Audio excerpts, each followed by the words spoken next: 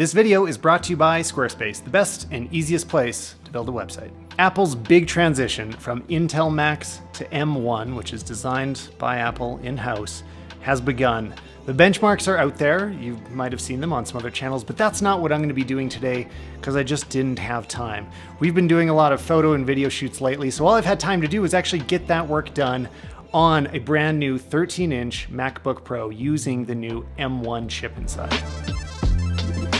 The design is almost identical to what came before it. There are two USB-C ports on the side of it, which, remember, this is replacing the lower-end 13-inch, not the higher-end MacBook Pro that was also available.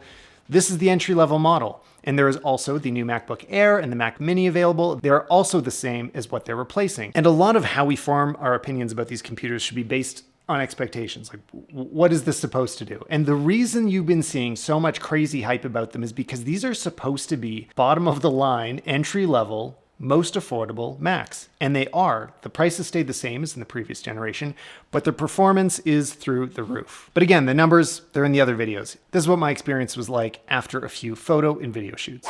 Starting with photography, I've run a few different things through this. We did one studio shoot where we were shooting completely tethered into Capture One. Tethering is something most computers can handle just fine, so it shouldn't be that stressful on it. The best thing was the battery life, which is incredible. We actually didn't have a charger in the studio that day. It was just unplugged the whole time, and it didn't even come close to dying. It was still around like 30–40% by the end of the day. And you really can't underestimate the value of that for any kind of work that you do. If your computer's dead, you're not using it. Now, to push the computer a little further, I was also editing a lot of photos. We had just done a few photo shoots. This one was for a mall, and it was all shot on the Canon R5. So these are 45 megapixel files. That's 15 layers, and I'm also screen recording, and I was just able to move through it absolutely fine, completely smooth. Having a whole bunch of different photos all open on screen at the same time was not an issue. And what's surprising about this is I only have 8 gigs of RAM in this. That's not enough. I mean, I wouldn't choose that as a photographer, but it was fine. The only trouble I ran into is that I also did a composite of a few different R5 photos, and that was a little bit too big and did slow down the system a bit. But that's not a huge surprise, especially on a laptop. And in addition to Photoshop, I was using Capture One, which is how I do all of the raw processing, and it was running completely fine. We also did another studio shoot, again, all shot on the Canon R5, and it was really just able to chew through these, like adjusting any raw settings that you might want to. These are PSDs, but yeah, they're huge files, and it just didn't slow down. So what's really important to take away from this is I'm working with as big of files as most photographers do. Yeah, and I know there's gonna be comments from the gigapixel community that likes to combine 1,000 different shots together. Okay, yeah, you still need your Mac Pro or what your custom PC that you're gonna build. But if you're a normal photographer using a high-end camera, you're gonna be able to get any kind of work done on these computers. And keep in mind, Capture One and all of the Adobe suite right now is running in emulation. It's using Rosetta to still use the same old Intel software, and it's gonna get even better and faster once they've optimized for Apple's own silicon. So this is a really noteworthy benchmark to me because it means that you can buy the cheapest Apple laptop and get all your work done. If you want to use an Air because it's a small computer, it's not going to hold you back. That is a really big deal for photographers. Now it's just that you have to decide how big does your screen need to be? Do you need to plug in more external storage, which I do? And in those cases, you should probably wait. There is going to be a more powerful chip called the M whatever driving those higher end professional computers like the 16-inch MacBook Pro. So don't feel like you need to go out and buy this today, but you can, and it's going to get the job done. And let's talk about video. I'm gonna open this and I'm gonna still leave Capture One and Photoshop running just to stress this thing out. Notice the fans never turn on. I mean, not literally never, but I don't know if I have had them turn on at any point. It's just running so cool that they're barely necessary. You'll mostly notice it if you run really prolonged tasks, like a big export that takes an hour or two. Eventually they'll kick in, but the MacBook Air doesn't even have them. Okay, I finally did it. I got the fans going. I'm exporting a bunch of 4K footage out of Resolve. And the fans are on. Can you hear it? I'd say that it's exporting at a reasonable speed. I would typically want it to be a little faster, but this is the most processor intensive thing I ever do on this computer. And it still works. I could still do this. Anyway, back to the real video. And I'll jump into this file in 1 second, but first I just want to say a big thank you to Squarespace for sponsoring this video. Squarespace is the best place to build a website on the internet. That's why I chose it. That's why I've been using it for years and years, and will continue to use it, because building a portfolio or a brand homepage or a store, whatever it is you need, is simple to do. You can start off with one of their handcrafted templates that are built to be responsive on mobile phones and work just as well on a big desktop, and you don't have to understand how it's doing that. They figured it out for you. And then in just a few minutes, you're up and running with something that looks like you want it to, without actually understanding a lot of technical details about web design. Because even if you do, it's not what you want to waste your time doing. You want to be building, not troubleshooting. So they're already SEO ready to go, so people are going to find them when they search for your site on the internet. To find out how easy it is, just go to Squarespace right now and start building something. You can do it for free. It'll just take a few minutes to look exactly the way you want and be a fully functional website. Like, you'll have a home on the internet. And then when you're ready to launch, just go to squarespace.com/Tyler Stalman. Using offer code Tyler Stalman is going to get you 10% off your first website or domain. So thanks again to Squarespace for sponsoring this video. So taking a look at this file, which it's missing a few LUTs right now, it's not quite finished, but this is a mix of R5 and C200 footage.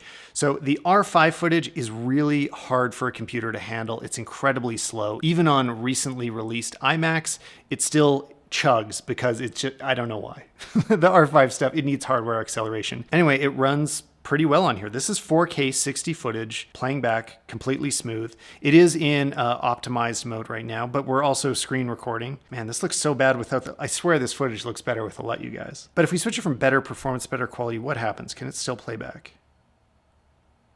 It's playing back just fine, which is great. I used to have a 13-inch MacBook Pro that I was editing off of for a few years, and it worked. I mean, it got the job done. I could do 4K on it, but this is completely different. Like, this makes it actually easy to edit with. And again, this is the base model. This is the cheapest MacBook Pro you can get.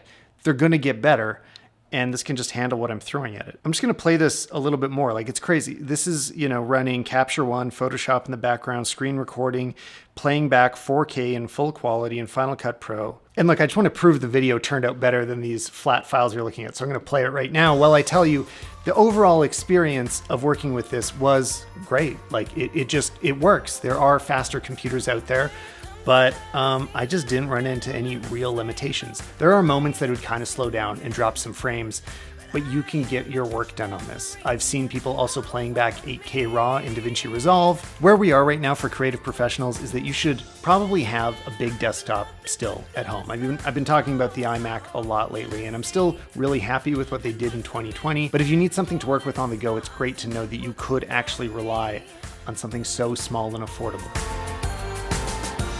You've probably already invested a lot of money into a bigger desktop, and now your smaller, more portable system can be very affordable, as cheap as you want, and still get work done. I've also been experimenting with a few different iPhone apps that are available on it. This is something I was really excited for, and I'm a little bit disappointed. It looks like most developers didn't do all the work that's going to be required to really make them ready to feel like native Mac apps, but some of them do work. I mean, right now I'm running R&I Films and Tezza, which are two nice filter apps. They both work as well as you'd expect. They are completely smooth, have all of the tools available that you might need. And one that I think did a really great job is if I run Darkroom here. They seem to have really updated it for the Mac. This looks like a Mac app, and this is the kind of thing that makes me really excited. Like, they were ready on day one with something that feels native to the platform and brings all of the power of their utility, which this is going to be huge. Once all of the different apps start to arrive, I still am confident this is going to change how we do a lot of creative production. These computers are a huge win, but if you're going to go and buy one today, be aware there could be some sticky points. For example, Audition, which we were editing the recent episode of the podcast, was really slowing down last night when I was running Match Loudness. It was going crazy slow, and then saving the files also took forever. I don't know why. I just tried doing it right now, and it seems to be fine. So I don't know, just make sure that your software is running okay and be ready for a little bit of weird behavior potentially. But in this episode of the podcast, I got to talk to Renee Ritchie about what these new M1 Macs are going to mean for the future of computing. How have you felt about it so far? There's a lot of people on the side who just can't believe that M1 Macs could be this fast. And there's other people who are like, they're this fast, therefore they must replace my Mac Pro today. And I think both of those are extreme views that aren't backed up by any like real information. The truth for me is that these are Apple's ultra low and ultra low power chipsets that are running circles around Intel and almost everything but the latest AMD chips, but with almost no battery draw. I tried everything on the MacBook Air even before I even tried the MacBook Pro, and it was just instant. There was never any fan noise. There was never more than a couple bounces. There were never any beach balls. There were never any dropped frames in Final Cut Pro, and like I wasn't taxing it. If you are a MacBook Air type customer, if you're not trying to delude yourself and saying you can replace your Mac Pro with this 2-port, 8 gigabytes or 16 gigabytes machine, the experience is the quality of life is so much better. It's astounding. I think that this is the beginning of Apple really taking over consumer PCs. In terms of hardware, you're going to be able to have a cheaper Mac that performs better and has all of these incredible quality of life things that we're not going to see Intel or AMD catch up to anytime soon. And it's going to be really hard for normal people to justify a PC within 2 or 3 years, unless Intel can pull some kind of miracle. Apple's going to just jump ahead in the same way that they did with the iPhone and with iPads. I think the key there to what you said is in the consumer space, because these are increasingly computing appliances, and that's going to rankle like all the people that we know who want like hobbyist computing machines that they can change their own RAM and swap out the hard drive. So anybody who comes from that traditional hobbyist computer background is going to absolutely hate this. I think the floor has been raised in such a meaningful way that you're going to be able to buy an Air for things that you wouldn't before. I think what this means is that like even though Apple kept all the prices, most of the prices exactly the same, what's going to happen is you're going to be allowed to buy the cheaper one and still get your job done. So should you buy one? Are they worth it? I mean, this computer is going to be a revolution. It really is amazing. The hype is real. These are crazy. I think it's going to destroy the whole Windows laptop market for a little while. And of course, there's still always a place for more custom built machines. These are more locked down than ever. Like you can't make a lot of changes to the hardware here. But the size and the price and the performance and the battery life, and it's just really a very compelling